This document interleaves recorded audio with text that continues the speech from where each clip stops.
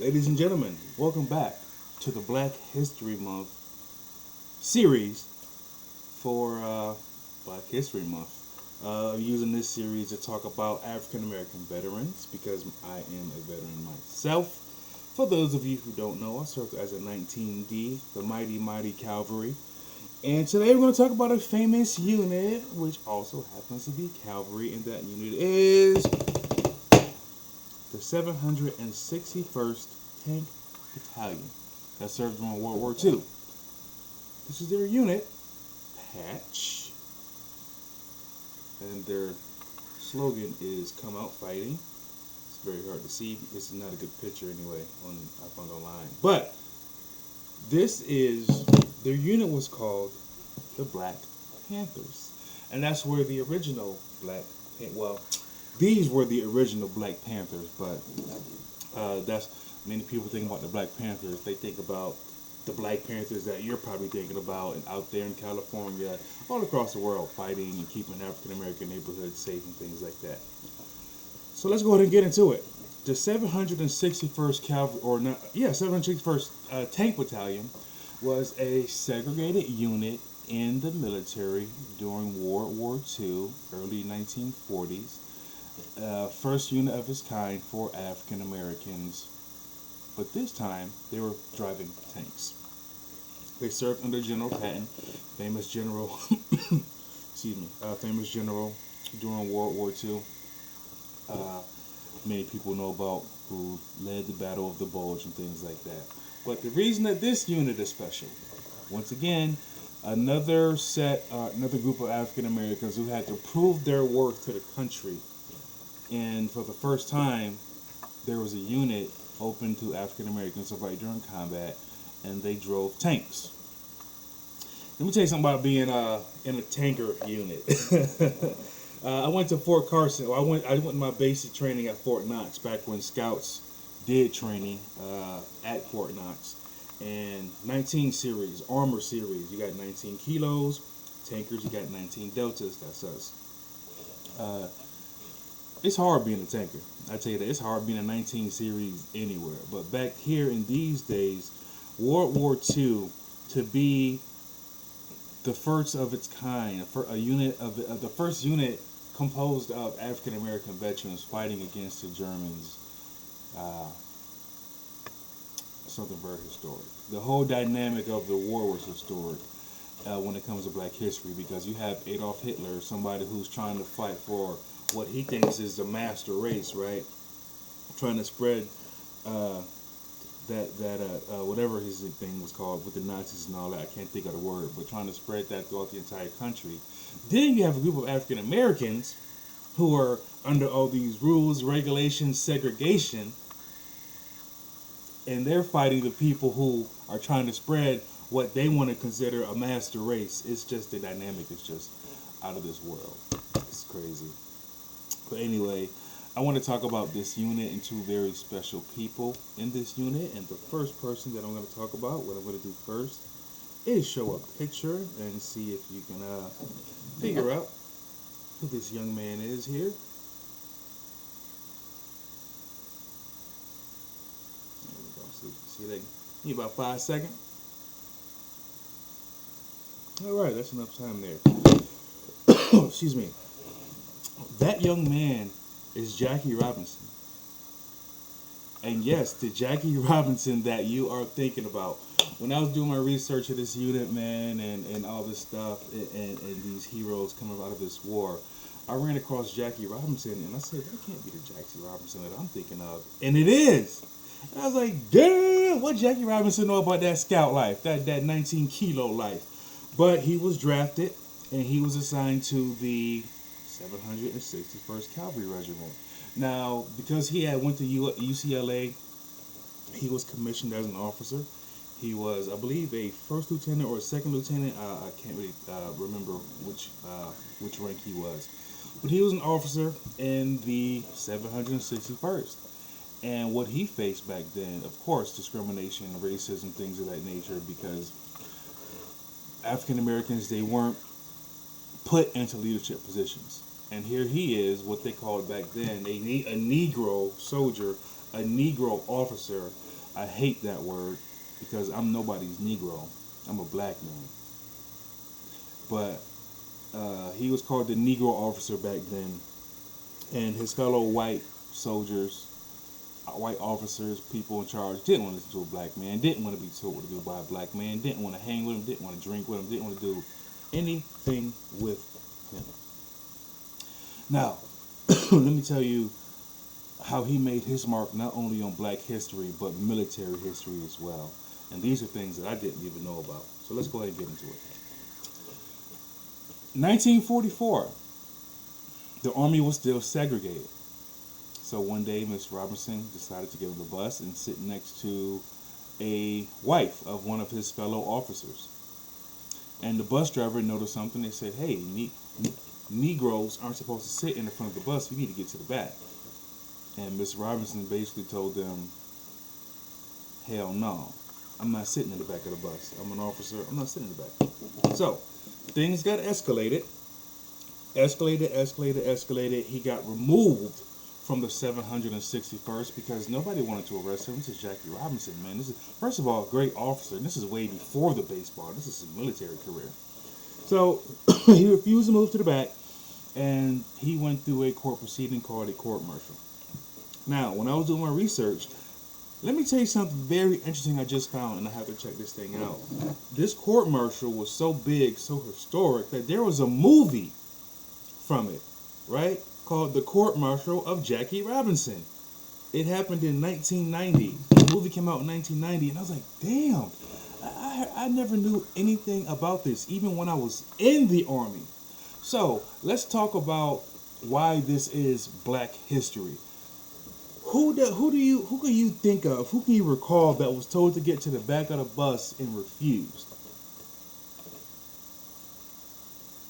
Rosa Parks. This happened a decade before Rosa Parks refused to give up her seat. Jackie Robinson refused to give up his seat in the front of the bus, a military bus, and because of that, they tried to drag his name through the ground. They called him N-words. He said, look, I'm nobody's N-word. I'm nobody's Negro. I'm a black man. I'm Jackie Robinson. I'm an officer in the United States Army.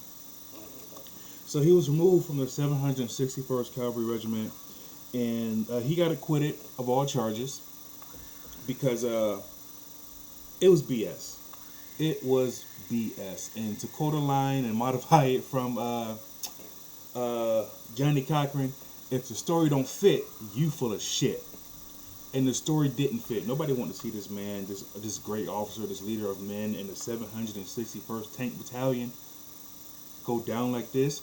And because, because of the court-martial, he didn't even go to World War II with the unit. He was removed so he can go through this BS court-martial. But I want to talk about somebody who did go to war, to France, and fight as part of the Battle of the Bulge, and a great man, a great African-American soldier who I did a lot of research on, and it is Mr. Rubin Rivers. This is him. This is one of the best pictures that I could find online. Most of his pictures were in black and white because I guess pictures were just in black and white back then. But let me tell you why this man is so special. He was a leader. Well, he drove the lead tank, and let me tell you why it's so special. And it's so, well, first let me talk about what he did. So, on many occasions, he would come across barricades or things that were just in the way in the lead. He would dismount his tank, strap up his tank or strap his tank to whatever's in the way, because these barricades are set there on purpose. Get back in his tank, remove that barricade, keep it moving. Let me tell you why that's so special. And let me talk about war just for a little bit. This is World War II. Different type of war than what I fought in. But let me tell you why I want to talk about the difference in the war. They're fighting in the trenches. Where, hey, you can see the person you're fighting in a tank. They had AA guns, different type of weaponry, different strategies to fight the enemy. Just an entirely different war. And this man was in the lead tank. Just like when I was in Iraq, I was the lead scout. Bravo 32 Delta, okay? Blue truck. 3rd platoon, driver. That's your boy PFC Kendrick. Now, why is it special? Because when you dismount your tank, in this case, or your truck, you fresh meat. You an open target. Okay, anytime you get out, you are fresh meat. And I had to do that multiple times as well, being in the front as a lead scout before I got my dismount Hamilton, which you can read about in the book Cavalry. But being in the front, getting out, we used to have these things called rhinos that they had these long black boxes on the front of them. They should stick out about 4 or 5 feet in front of the truck, and they had, excuse me, they had these coils that if there was a laser or whatever to detonate an ID, it would go off in front of the truck. Now, what Mr. Rivers did is so special back then is because in the front, if you get out of the truck, there's nothing to hide behind. There's no cover. There's nothing to protect you. It's just you and the enemy. You and the enemy. He did this multiple times. During World War II. He got out of his tank, cleared whatever was in the way of the rest of the platoon, and they moved forward. Now, during some of his fights, he did get injured, and he refused to go back. He wanted to go down and fight with his guys. He refused to get morphine and be removed from the area. Now, I want to take a second to think, just to talk about why this is historic. Both of these men, Jackie Robinson and Mr. Rubin Rivers. These men were fighting not only for themselves, but for the country.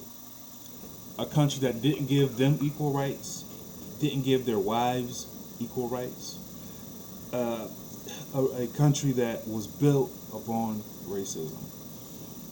The United States is a house whose foundation was built upon racism. And as you know, for you homeowners out there, if the foundation of your house is faulty, you got cracks in it, the whole house will crumble. And the only way to keep your house standing upright is to fix the foundation. Unfortunately, the foundation of this country has never been fixed. It's not going to be fixed. It was built upon racism, and the people that have benefited from that throughout the years, they like to see those benefits, and they want those to continue.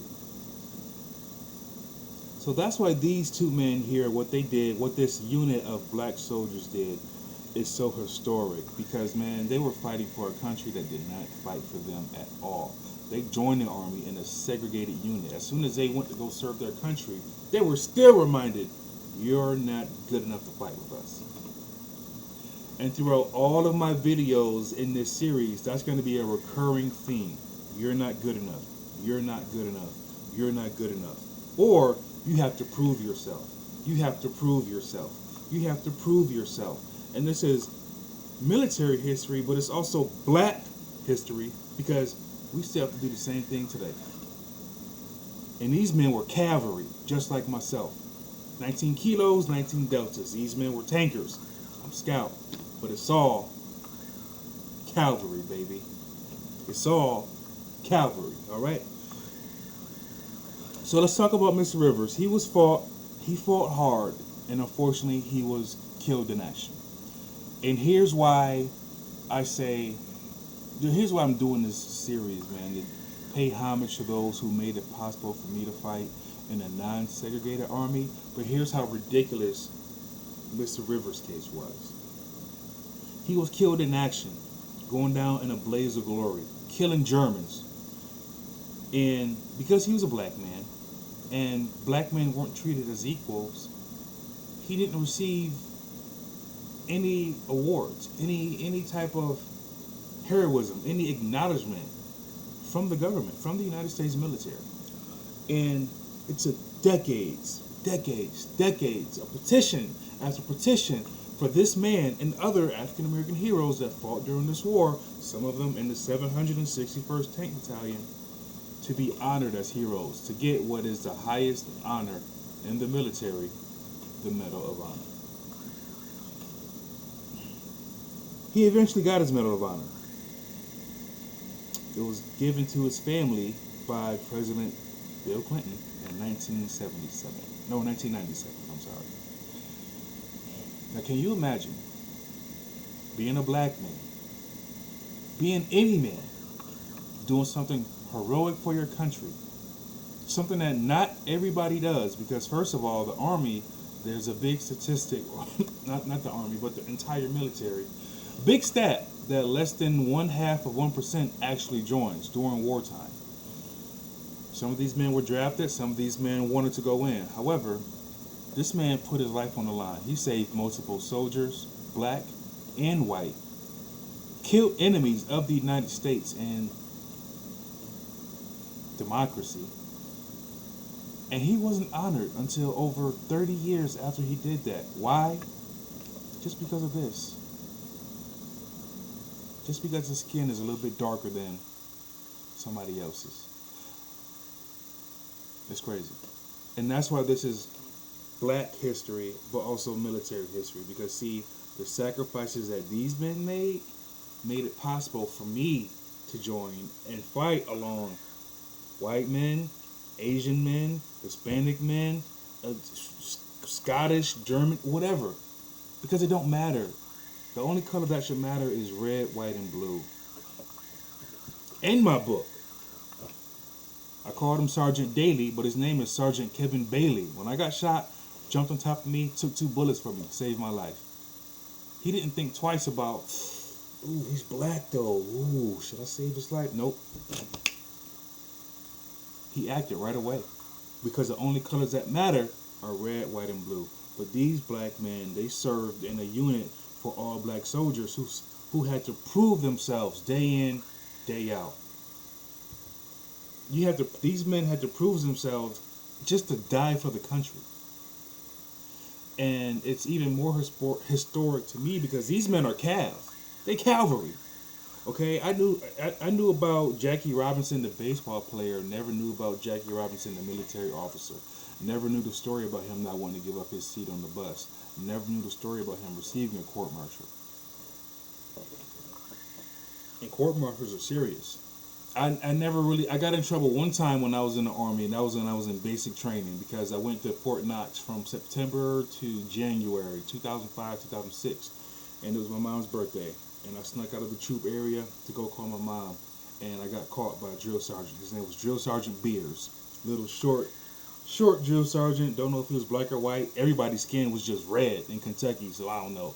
But I had this drill sergeant Andrade. I didn't talk about him in the book because the main drill sergeants were Drill Sergeant Owens and Drill Sergeant Burton. But when I got caught, man, a joke that I used to say, Drill Sergeant Andrade, he had this voice and like, guess what, Kendrick? You're gonna go to my favorite college, the UCMJ. Oh man, the Uniform Court of Military Justice, the UCMJ. Anyway, I think that's what it is. I know I think that's what it stands for. However, man, these 2 black men in this unit made it possible for me to join and to serve with everybody. And like I mentioned before, man, my little sister is overseas right now serving as a combat engineer. And this history is military history. It's also black history. A lot of these themes are going to be recurring in a lot of my videos because we're still fighting.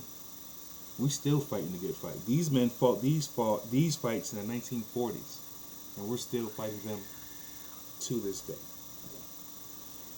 But this was a video, man, I really did look forward to doing my research on this, man. Just hearing the story about these heroes and being related to, well, not being related, but being able to relate to both these men, because in the unit, the 761st Tank Battalion, because first of all, it's Cav, armored Cav.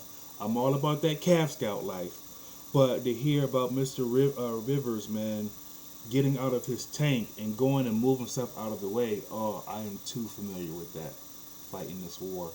Well, fighting the war in Iraq. I am just too familiar being that lead scout, being up in front, and just not having no fear, moving something out the way. If it blow up, it blow up, and just getting that platoon moving. So that's the 761st Tank Battalion. I'll put some links in the description so you can research them for yourself. Once again, I am trying to get this book into a movie. I released this book, ironically enough, Black History Month last year. So the book has been out for a year, man. It's Calvary. It's about me having the best time of my life with the best people that I've ever met in my life, man.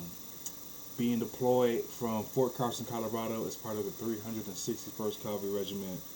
Us going to Iraq under President Bush, man, and just being a bunch of young kids, really, man. I was 18, and the rest of the guys was in their early 20s, and we over there in a war, still trying to live our best lives, man.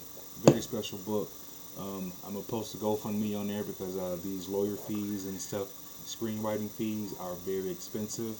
That's all I got for now, and as always, man, just Black history, man. It's history, and this right here, Calvary history, because these men, Cav. And as you say in the Calvary, man, if you ain't Cav, you ain't shit. And we out.